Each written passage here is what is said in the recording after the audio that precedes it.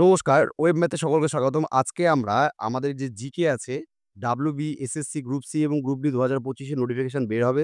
তার জন্যে জিকেতে ১৫ নাম্বার আগে ছিল। জানি না এবার কত থাকবে। তো জিকে থাকবে এটা সিওর। তো চলো আমরা হচ্ছে জিকে প্র্যাকটিস শুরু করি। ঠিক আছে? এখানে ১৫ টা প্রশ্ন আছে। দেখো তোমরা কতগুলো প্রশ্ন পারছো। এগুলো কিন্তু সব পরীক্ষায় আসা। ঠিক আছে? তো চলো ১ম প্রশ্ন দেখো কি বলেছে? যে ১ নাম্বার জেপিইজি, জেপিইজি এর পুরো কথা কি? ৪ টে অপশন রয়েছে। দেখো Jaiprakash energy group, joint photographic extension group, তারপরে জয়েন্ট ফটোগ্রাফিক এক্সপার্টস গ্রুপ আর joint programming for ecological goal. ঠিক আছে? তো আশা করব সকলে এটা জানো যে এটার উত্তর হবে হচ্ছে জয়েন্ট ফটোগ্রাফিক এক্সপার্টস গ্রুপ। ঠিক আছে? তো এখানে তোমাদের একটা আমি বলে দেই। দেখো ফটোর দুটো হয় আমাদের ফরম্যাট হয়। একটা জেপিজি ফরম্যাট আর একটা পিএনজি ফরম্যাট। ঠিক আছে? তোমরা সবাই আমাদের যে কমেন্ট বক্স সেই কমেন্ট বক্সে কমেন্ট করবে যে এই পিএনজি ফরম্যাটের হচ্ছে ফুল ফর্মটা কি? ঠিক আছে? পিএনজি ফরম্যাট যে হয় ইমেজের সেই ছবির পিএনজি ফরম্যাটের ফুল ফর্মটা কি? ঠিক আছে? চলো এবার আমরা নেক্সট কোয়েশ্চেন এ চলে যাই।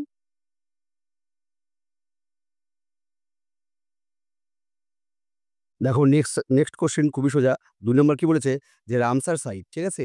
কথাটি যেটির সঙ্গে সম্পর্কিত সেটি হলো জলাভূমি, নাকি তৃণভূমি, নাকি বনভূমি, নাকি হচ্ছে উপত্যকা। ঠিক আছে? তো সঠিক উত্তর তোমরা সকলেই জানবে যে জলাভূমির সাথে হচ্ছে আমাদের রামসার সাইট কথাটি যুক্ত। তো এখানে একটা প্রশ্ন চলে আসে যে আমাদের যে ডাব্লিউবি, আমাদের যে পশ্চিমবঙ্গ সেখানে কতগুলো রামসার সাইট রয়েছে। ঠিক আছে? এটা তোমরা হচ্ছে কমেন্ট করবে। হ্যাঁ?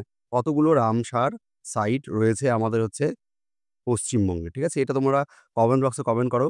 আর আরেকটা কথা বলতে পারো যে এই যে রামসার কথাটা আছে এটা কোন দেশের শহর? ঠিক আছে?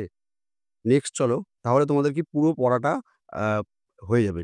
যে প্রশ্নগুলো এসছে শুধু সেগুলোই নয়, এর সাথে যে আরো আনুষঙ্গিক যে প্রশ্নগুলো হতে পারে, সেগুলো কিন্তু আমাদের পড়তে হবে। ঠিক আছে? নেক্সট চলো ৩ নাম্বার কি বলেছে? যে হিমোগ্লোবিনের কাজ হলো, হিমোগ্লোবিন কি কাজ করে? ১ নাম্বার কাজ অক্সিজেন পরিবহন করে, ২ নাম্বার ব্যাকটেরিয়া ধ্বংস করে, ৩ নাম্বার রক্তাল্পতা রোধ করে, আর ৪ নাম্বার হচ্ছে শক্তির ব্যবহার করে। ঠিক আছে? ৪ টে অপশন রয়েছে। তো আমরা সকলেই জানি যে হিমোগ্লোবিনের কাজ হচ্ছে আমাদের অক্সিজেন পরিবহন করা। হিমোগ্লোবিনের কাজ অক্সিজেন পরিবহন করা। ঠিক আছে? নেক্সট তোমাদের যদি এখান থেকে প্রশ্ন করতে হয়, আমি এটা করব যে হিমোগ্লোবিনের মধ্যে কোন ধাতুটি বর্তমান? হিমোগ্লোবিনের মধ্যে কোন ধাতু থাকে? ঠিক আছে? এইটা তোমরা হচ্ছে আমাদের কমেন্ট বক্সে কমেন্ট করো। তাহলে হচ্ছে তোমাদের কি আমাদের যে পড়াটা সেটা পুরো হবে। ঠিক আছে? নেক্সট চলো আমরা এর পরেরটাতে যাই। ৪ নাম্বার প্রশ্ন দেখো কি বলেছে? যে ভিটামিন এ, ঠিক আছে? ভিটামিন এর ঘাটতির ফলে যে রোগ হয় সেটি হলো কি হতে পারে দেখো? রাতকানা হয়, নাকি রিকেট হয়, নাকি স্কারভি হয়, নাকি চুল পড়া হয়। ঠিক আছে? তাহলে আ তোমরা সকলেই জানো এটা সকলেই পড়েছো যে আমাদের যে ভিটামিন এ রয়েছে, ভিটামিন এর অভাবে আমাদের কি রোগ হয়? রাতকানা রোগ হয়। তাহলে রিকেট কোন রোগের অভাবে হয়? আর স্কারভি কোন রোগের অভাবে হয়? আর চুল পড়া এই যে ৩ টে অপশন রয়েছে এগুলো কোন ভিটামিনের অভাবে হয়, ঠিক আছে? সেটা আমাদের কমেন্ট বক্সে অবশ্যই কমেন্ট করে যাবে। ঠিক আছে? তাহলে কি হবে তোমাদের যে ভিটামিন সম্বন্ধে পড়া সেটা কিন্তু হয়ে যাবে। আর পরবর্তীতে যে এটা এসছে এটাই আসবে এমন তো কোনো কথা নেই। এর পরবর্তীতে এটা দিতে পারে যে চুল পড়া কোন ভিটামিনের অভাবে হয়। তখন কিন্তু তোমাদের সেটা ভালো করে করতে হবে। এরকম করে পড়াশোনাগুলো করো। তাহলে আনুষঙ্গিক যে প্রশ্ন সেগুলো করতে থাকলে আমাদের কি পুরো পড়াটা বা পুরো যে আমাদের নোট সেটা কিন্তু হয়ে যাবে। ঠিক আছে? নেক্সট চলো দেখো কি বলেছে যে মানুষের শরীরে কি যেন একটা হয়ে গেল। ১ সেকেন্ড দাঁড়াও। নেক্সট দেখো ৫ নম্বর কি বলেছে? যে মানুষের শরীরের মোট হাড়ের সংখ্যা কত? ঠিক আছে?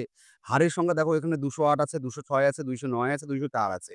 তো আমরা সকলে জানি মানুষের শরীরে মোট হাড়ের সংখ্যা হচ্ছে ২০৬ টি। তাহলে এর সঙ্গে আনুষঙ্গিক প্রশ্ন কি চলে আসবে? যে শিশুদের দেহে, ঠিক আছে? যে শিশুদের দেহে কতগুলি হাড় থাকে? এইটা আমাদের তোমরা কমেন্ট করবে। যে শিশুদের দেহে, হ্যাঁ, হাড়ের সংখ্যা কয়টি? শিশুদের দেহে হাড়ের সংখ্যা কয়টি? ঠিক আছে?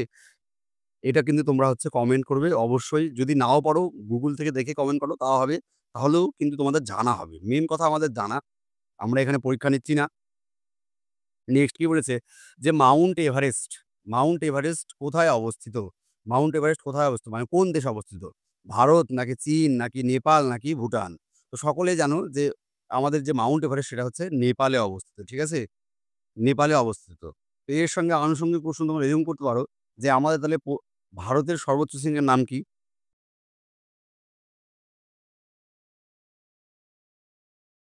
এই দুটো একটু সার্চ করে আমাকে বলবে। ঠিক আছে? নেক্সট চলো। ধরিত্রী দিবস বা আর্থ ডে কবে পালন করা হয়? 4টে অপশন রয়েছে দেখো ৫ই জুন, ২২শে এপ্রিল, ১৬ই সেপ্টেম্বর আর হচ্ছে ১২ই মে। ঠিক আছে? তো সঠিক উত্তর কি হয়ে যাবে? সঠিক উত্তর হয়ে যাবে 22nd এপ্রিল। এটা হবে কি আমাদের সঠিক উত্তর। তাহলে আমরা জানলাম যে আর্থ ডে, তাহলে আমাকে কমেন্ট করবে এখানে যে ওয়ার্ল্ড টোবাকো ফ্রি ডে কবে? ঠিক আছে? এটা তোমরা আ যাই করো, Google সার্চ করো কিংবা যাই করো, যদি জানো তো খুবই ভালো। করে কমেন্ট কিন্তু করো। ঠিক আছে? তাহলে ইন্টারেকশন হবে। তোমরা কিন্তু একবার জিনিসগুলো লিখলে তোমাদের কিন্তু মনে থাকবে। নেক্সট কি বলেছে? যে কোন বনভূমিটি পশ্চিমবঙ্গের মধ্যে অবস্থিত নয়? দেখো এখানে গরুমারা আমরা সকলেই জানি। গরুমারা কোথায়? জলপাইগুড়ি। হ্যাঁ? তারপর সুন্দরবন কোথায়? আমার দক্ষিণ চব্বিশ পরগনা। চাপড়ামারি কোথায়? যাই হোক এটাও পশ্চিমবঙ্গে। আমি এখন ভুলে গেছি। তো এই ৩ টা পশ্চিমবঙ্গে। তাহলে সঠিক উত্তর কি হয়ে যাবে? মানস। তাহলে এটা কি হয়ে যাবে? পশ্চিমবঙ্গে যে অভয়ারণ্যটি মানে সংরক্ষিত বনভূমির ইয়ে নেই, মানে পশ্চিমবঙ্গে নেই, সেটা হচ্ছে সঠিক উত্তর হচ্ছে মানস। তাহলে কোয়েশ্চেন হবে যে এই মানস এটা কোথায় অবস্থিত? তাহলে এটা কোথায় অবস্থিত? ঠিক আছে?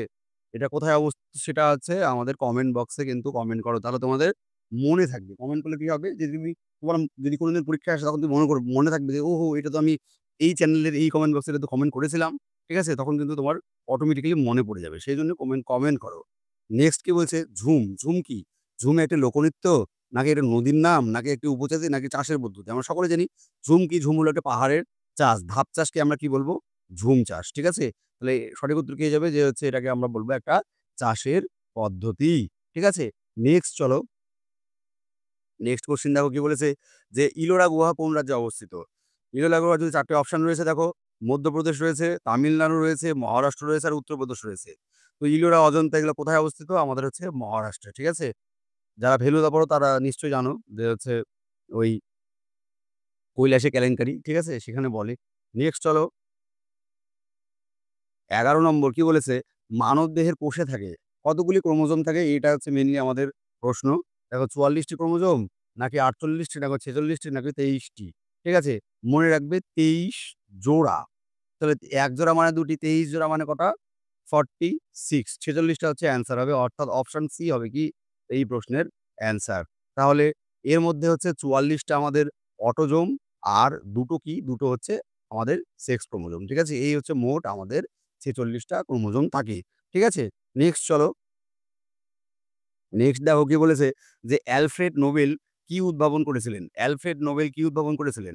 দেখো অ্যালফ্রেড নোবেল কি আছে অপশন? এক্স রশ্মি, ডিজেল ইঞ্জিন, ডায়নামাইট আর হচ্ছে ডায়নামো। তাহলে আমরা সকলে জানি যে অ্যালফ্রেড নোবেল কি আবিষ্কার করেছিলেন? ডায়নামাইট। তাহলে প্রশ্ন আসবে এক্স রশ্মি, এই জিনিসটাকে বারবার কেন আসে যে please connect to the equipment. যাই হোক, এক্স রশ্মি কে আবিষ্কার করেন? এক্স রশ্মি আবিষ্কার করেন রন্টোজেন। ঠিক আছে? আর ডায়নামো কে আবিষ্কার করেন? এটা তোমরা হচ্ছে আমাদের কমেন্ট করবে। যে কে ডায়নামো আবিষ্কার করে। ঠিক আছে? এটা আমাদের কমেন্ট বক্সে কমেন্ট করবে যে ইনি ডায়নামো আবিষ্কার করেন। ঠিক আছে? নেক্সট চলো পরবর্তী কোয়েশ্চেনে আমরা যাই। ১৩ নম্বর কি বলেছে? যে ভিক্টোরিয়া জলপ্রপাত কোথায় অবস্থিত? কি অপশন রয়েছে? রাশিয়া, অস্ট্রেলিয়া, আফ্রিকা আর হচ্ছে ব্রাজিল। ঠিক আছে? সঠিক উত্তর হয়ে যাবে কি? আফ্রিকা। ঠিক আছে? সঠিক উত্তর হয়ে যাবে কি? আফ্রিকা। তাহলে এটা যদি আমি কোয়েশ্চেন করি তাহলে এটার রিলেটেড কোয়েশ্চেন যে এই ভিক্টোরিয়া জলপ্রপাত কোন নদীর উপরে আছে? কোন নদীর ওপর আছে হচ্ছে এই ভিক্টোরিয়া জলপ্রপাত। ঠিক আছে? জেড দিয়ে নাম। দেখবে জেড দিয়ে নাম। ঠিক আছে? যাই হোক তোমরা কমেন্ট করো। তাহলে তোমাদেরই লাভ, তোমাদেরই মনে থাকবে। এগুলো যেকোনো পরীক্ষায় আসতে পারে। শুধু যে এটা ক্লার্কের পরীক্ষায় আসবে বা গ্রুপ ডি পরীক্ষায় আসবে এমন কোনো ব্যাপার নেই। এবার দেখো নেক্সট কি বলেছে? যে গ্যাসটি সর্বাধিক মাত্রায় বায়ুতে উপস্থিত সেটি হলো, যে গ্যাসটা কি আমাদের সর্বাধিক মাত্রায় বায়ুতে উপস্থিত সেটি কি? অক্সিজেন, নাকি হাইড্রোজেন, নাকি নাইট্রোজেন, নাকি কার্বন ডাই অক্সাইড? তাহলে অক্সিজেন কত পার্সেন্ট থাকে? মোটামুটি হচ্ছে 20%। ঠিক আছে? নাইট্রোজেন হচ্ছে 78%। ঠিক আছে? আর কার্বন ডাই অক্সাইড হচ্ছে 0.03% আর বাকি হচ্ছে অন্যান্য গ্যাস থাকে। তাহলে সর্বাধিক কে থাকলো?